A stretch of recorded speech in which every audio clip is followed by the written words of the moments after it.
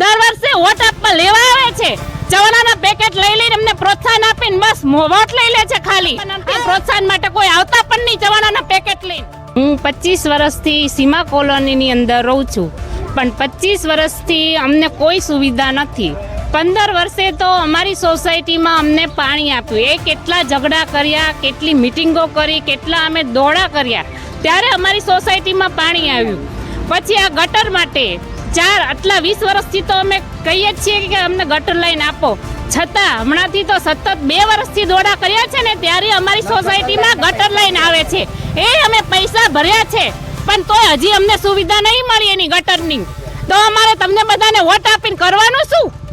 દર વર્ષે વોટ આપવા લેવા આવે છે, ચવાણાના પેકેટ લઈ લઈને અમને પ્રોત્સાહન આપીને બસ વોટ લઈ લે છે ખાલી.